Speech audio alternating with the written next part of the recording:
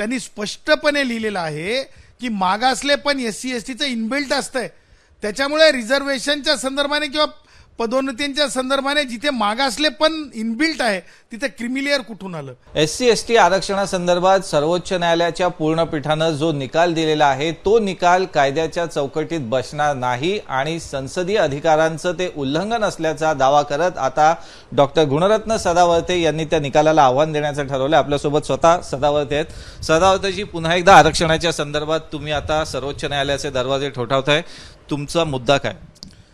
मला सारासरपणे ज्या संविधानिक मर्यादा आहेत त्या मर्यादेंची आठवण सगळ्यांनाच व्हायला पाहिजे, ही एक माफक अपेक्षा आहे आणि असायला पाहिजे। एक म्हणजे separation of power, legislative powers असतील पार्लमेंटचे, ज्युडिशियल पॉवर्स असतील न्यायसंस्थेचे, एक्झिक्युटिव्ह पॉवर्स असतील सनदी अधिकाऱ्यांचे आणि फोर्थ इस्टेट ज्याला म्हणतो ते माध्यमांचे अधिकार असतील, हे स्वतंत्र अधिकार दिलेले आहेत। कुठेही असं अंतर्भूत मला माझ्या वाचनात आलेलं नाही। जागतिक स्तरावरल्या जरी आपण वेगवेगळ्या देशाच्या घटना पाहिल्या आणि भारतातली जरी भारतीय राज्यघटना पाहिली तर त्याच्यामध्ये एक निक्षून मला सांगायचं आहे की ह्या अधिकारामध्ये लॉ लेजिस्लेट करण्याचा अधिकार हा कुठेही माननीय न्यायालयाला दिलेला नाही। कायदा नसेल तर त्या कायद्यावर भाष्य करण्याचा अधिकार आहे, परंतु कायदा अस्तित्वात आणा हे काय अशा प्रकारे नाही, अशा प्रकारे कायदा आहे आणि हे तुम्ही पाळा असं करणे हे मला माझं लिजिटिमेट क्रिटिसिझम आहे की न्यायालयाने हे करायला नको होतं, न्यायालयाने ते केलं, परंतु असो ते चॅलेंजेबल आहे आणि त्यामुळे रिव्ह्यू पिटिशन आम्ही फाईल करणार आहोत। मुद्दा असा आहे की क्रिमिलेअरची अट जी आहे ती क्रिमिलेअरची अट ही का लागू पडत नाही तर रिझर्वेशन SC STचं इनबिल्ट जे आहे ते डिस्क्रिमिनेशनवर आहे, ॲट्रॉसिटीच्या अगेन्स्ट आहे। त्याच्यामुळे तुम्ही क्रिमिलेअर सारखी अट दाखवून तुम्ही काय साध्य करत आहात? हे तत्व आहे का? म्हणजे संविधान सभेमध्ये अशा प्रकारचं तत्व होतं का हे आरक्षण देताना? मग मागील जो संविधान पीठाचा निर्णय होता जर्नल सिंग मधला, जर्नल सिंग ही रिझर्वेशन प्रमोशनची केस होती, माननीय न्यायमूर्ती रोहिंटन नरिमन यांनी तो निकाल लिहिला होता। त्या निवाड्याचा शेवटचा पॅरेग्राफ फार बोलका आहे।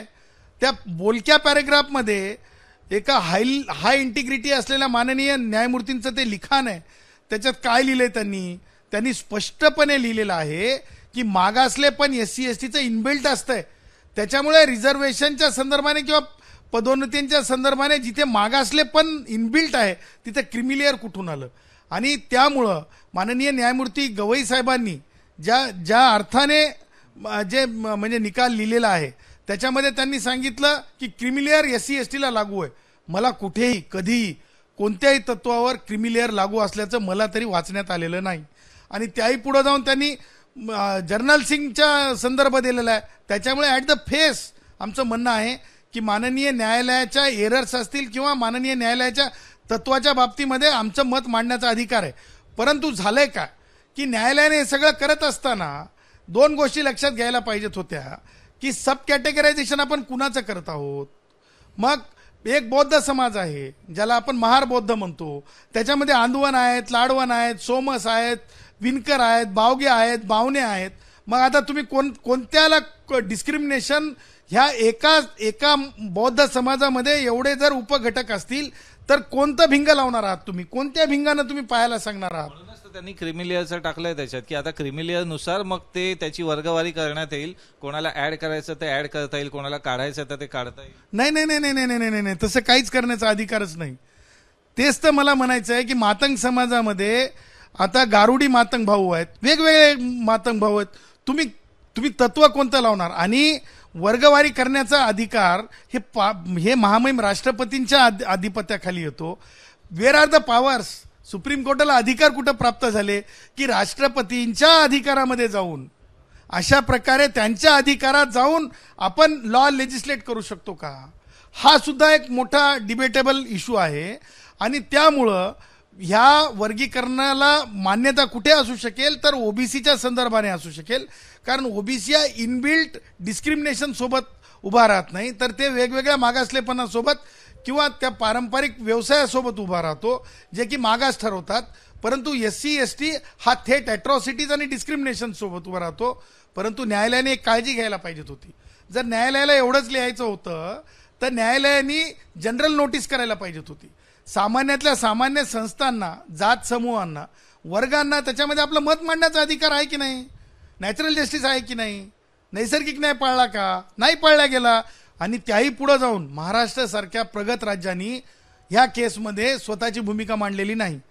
म्हणजे मला राज्यावर आधारित नावं घ्यायचे नाहीत, परंतु माननीय मुख्य न्यायमूर्ती महाराष्ट्रातले होते, माननीय भूषण गवई न्यायमूर्ती हे सुद्धा महाराष्ट्रातलेच होते. महाराष्ट्र एक पुरोगामी राज्य आहे. राज्य सरकारांना नोटीस व्हायला पाहिजेत होती. राज्य सरकारांनी सुद्धा आपली मतं मांडायला पाहिजेत होती. हे झालेलं नाही. म्हणून ह्याच निकालामध्ये दोन गोष्टी आणखीन आहेत. एक, माननीय न्यायमूर्ती बेला त्रिवेदी यांनी स्पष्टपणे राष्ट्रपतींचे अधिकार, स्वायत्त म्हणजे स्वतंत्रता आणि न्यायालयाची मर्यादा ह्या तिन्ही गोष्टी घालून अत्यंत बोलक्या शब्दामध्ये स्वतःचा निर्णय लिहिलेला आहे. त्यामुळं माननीय न्यायमूर्ती बेला त्रिवेदी यांचं मत अत्यंत संविधानिक आहे असं आम्ही मानतो. त्याचबरोबर न्यायमूर्ती मित्तल यांनी तर त्याही पुढे घेऊन गेले. म्हणजे माननीय न्यायमूर्ती गवईंचा रेफरन्स घेतला आणि त्यांनी सांगितलं की लोकसभा, विधानसभा आणि इतर याच्या बाबतीमध्ये सुद्धा त्यांनी आपल्या निर्णयामध्ये लिहिलं. मग आता मुद्दा असा आहे की एखादा मतदारसंघ आहे, उदाहरणार्थ उमरखेडचा, तिथे बौद्ध समाजाचा माणूस का निवडून येतो? तर तिथं जनसंख्या बौद्धांची जास्त आहे. तिथं समजा दोनच घरं समजा म्हणजे SC मधल्या एखाद्या दुसऱ्या समूहाचे असतील तर मग बौद्ध रिप्रेझेंट करतात म्हणून मग त्या दुसऱ्या दोन घरालाच तुम्ही प्रतिनिधित्व देणार आहात का? किंवा तोच माणूस निवडून येतो म्हणजे समाज निवडून येतो असं गृहीत धरणार आहात का? ह्या सगळ्या ज्या गोष्टी आहेत अत्यंत विवेचक आहेत. आणि ह्या गोष्टीचं मूळ कुठे आहे हे न्यायालयाने शोधायला पाहिजेत होतं. न्यायालयाने संधी द्यायला पाहिजेत होती. पुणे करार याचं बोलकं उदाहरण आहे.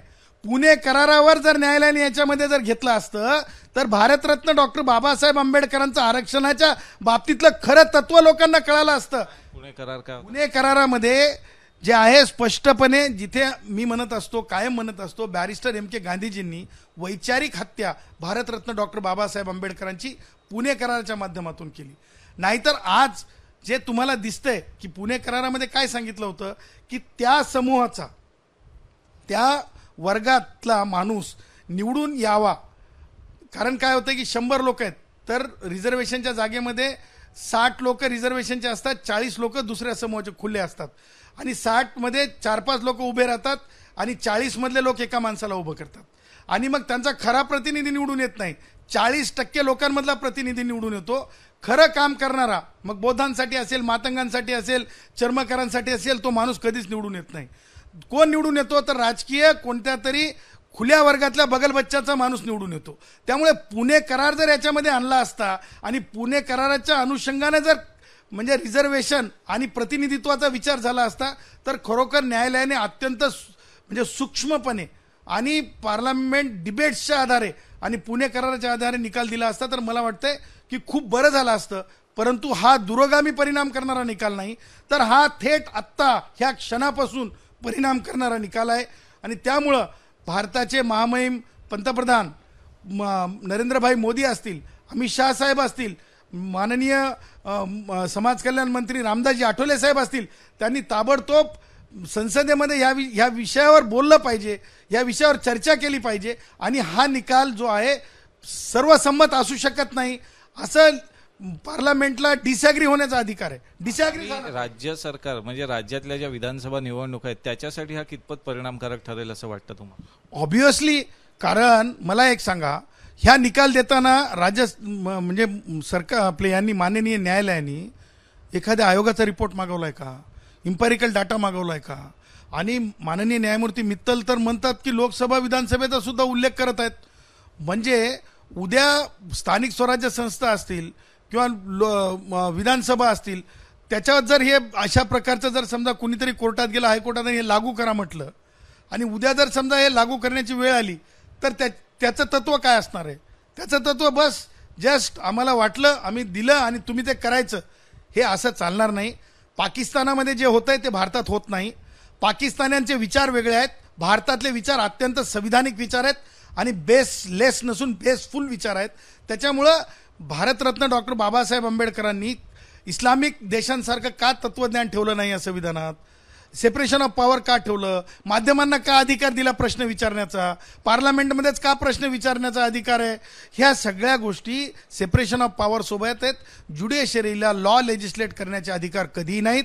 हे अत्यंत वेदनादायी आहे आणि म्हणून लिजिटिमेट क्रिटिसिझमद्वारे मी सांगत आहे, राज्य सरकार तुम्ही सुद्धा या निकालाच्या विरुद्ध रिव्ह्यू करा, आम्ही सुद्धा रिव्ह्यू करूत आणि आम्ही नागरिक या नात्यानं तुम्ही सर्वतोपरी मदत करावी ही माफक अपेक्षा आहे. तर कायदा करण्याचा अधिकार हा संसदेचा आहे, कोर्ट त्याच्यात हस्तक्षेप करू शकत नाही आणि याच मुद्द्यावर आता डॉक्टर गुणरत्न सदावर्ते, डॉक्टर जयश्री पाटील यांच्या माध्यमातून या निकालाला आता लवकरच सर्वोच्च न्यायालयात आव्हान देणार आहेत. कॅमेरामन अजय कदम सौम्य राणे, एबीपी माझा, मुंबई. एबीपी माझा, उघडा डोळे बघा नीट.